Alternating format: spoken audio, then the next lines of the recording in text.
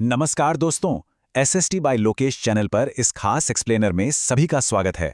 आज हम राजस्थान के 2026 के प्रशासनिक और राजनीतिक पिरामिड को पूरी तरह से डिकोड करने वाले हैं। आगे बढ़ने से पहले चैनल को सब्सक्राइब करें, लाइक, शेयर और कमेंट जरूर करें। हमने इस एक्सप्लेनर को काफी कलरफुल और इंटरेस्टिंग बनाने की कोशिश की है, तो चलिए बिना देरी किए सीधे शुरू करते हैं। इस पूरे विशाल सिस्टम को आसानी से समझने के लिए हमने एक पिरामिड स्ट्रक्चर तैयार किया है। शुरुआत करेंगे टॉप स्टेट लीडरशिप से, फिर विधानसभा और जुडिशरी, उसके बाद प्रमुख आयोग और आखिर में कैबिनेट से होते हुए राज्य मंत्रियों तक जाएंगे, बिल्कुल स्टेप बाय स्टेप। अब एक बात बिल्कुल क्लियर कर दें, आज का सारा डेटा राजस्थान कौन क्या है के सबसे ऑथेंटिक मास्टर डॉक्यूमेंट से लिया गया है।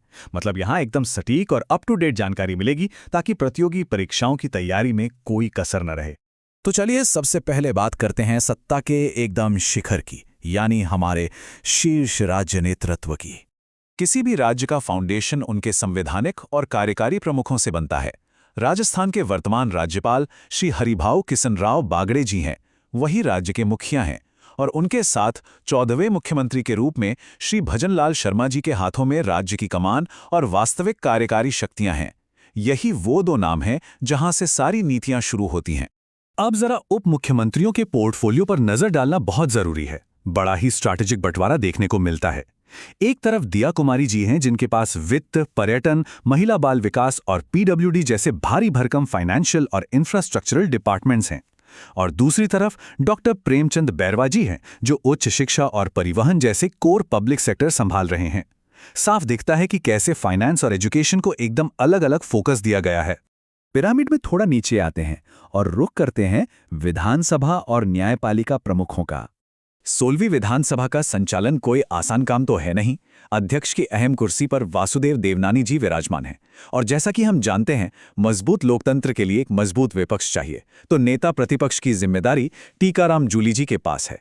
इसके अलावा सदन में अनुशासन बनाए रखने के लिए मुख्य सचेतक के रूप में जोगेश्वर गर्ग जी भी एक बहुत अहम रोल प्ले कर रहे हैं। लीगल फ्रंट की बात करें तो न्याय और विधि व्यवस्था में भी दो नाम बेहद अहम है।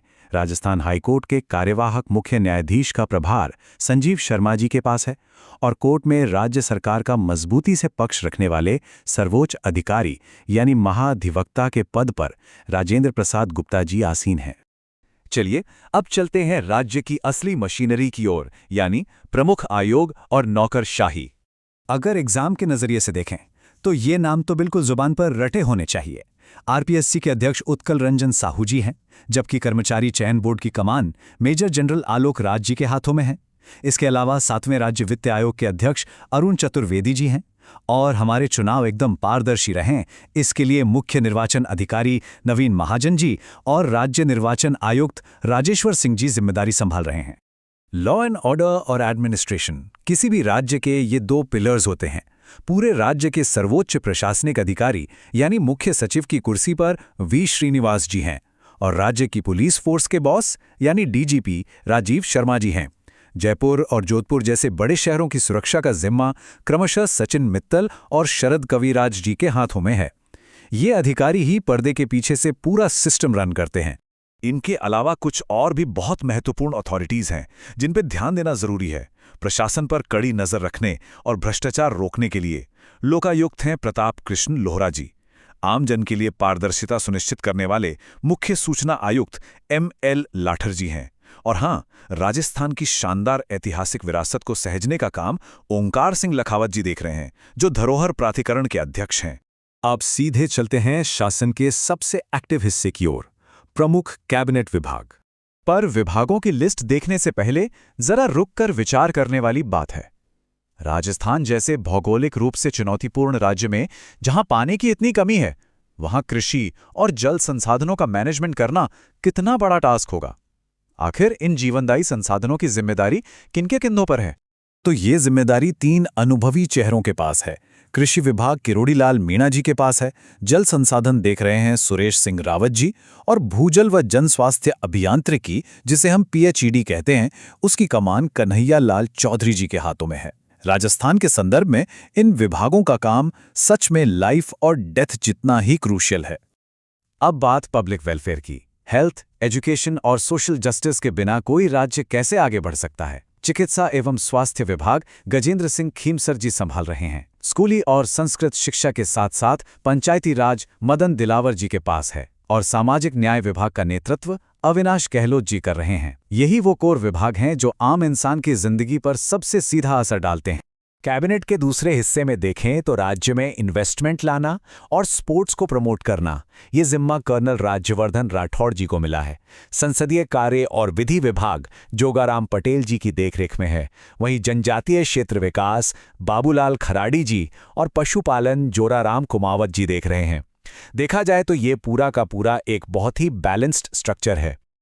और अब हम आ गए हैं इस प्रशासनिक पिरामिड के आखिरी स्तर पर, राज्य मंत्री, स्वतंत्र प्रभार और राज्य मंत्री।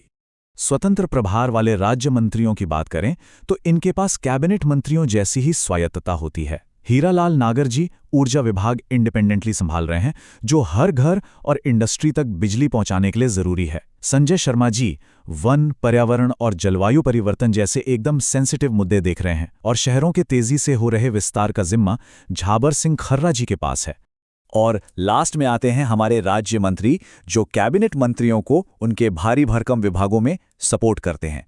जैसे ओटाराम देवासी जी पंचायती राज और आपदा प्रबंधन में हैं, डॉक्टर मंजू बाकमार जी पीडब्ल्यूडी और महिला बाल विकास में। ये मंत्री टीम वर्क का बेहतरीन उदाहरण पेश करते हैं ताकि सरकार का कामकाज बिना किसी रुकावट के लगातार चलता रहे। तो ये था 2026 की राजस्थान सरकार का पूरा एडमिनिस्ट्रेटिव और पॉलिटिकल पावर स्ट्रक्चर। लेकिन हम सभी जानते हैं कि राजनीति और प्रशासन कभी स्थिर नहीं रहते। जैसे जैसे समय बीतेगा नई नीतियां बनेंगी और शायद नए चेहरे भी सामने आएंगे। अगला बड़ा चेहरा कौन होगा, ये सोचने वाली बात है और इसीलिए हमें लगातार अपडेटेड रहना चाहिए। खैर, एसएसटी बाय लोकेश चैनल पर इस कलरफुल और इंटरेस्टिंग एक्सप्लेनर को देखने के लिए बहुत बहुत शुक्रिया। चैनल को सब्सक्राइब जरूर करें, साथ ही लाइक, शेयर और कमेंट करना ना भूलें ताकि हम आगे भी ऐसे ही बेहतरीन एनालिसिस लाते रहें। सीखते रहिए और आगे बढ़ते रहिए।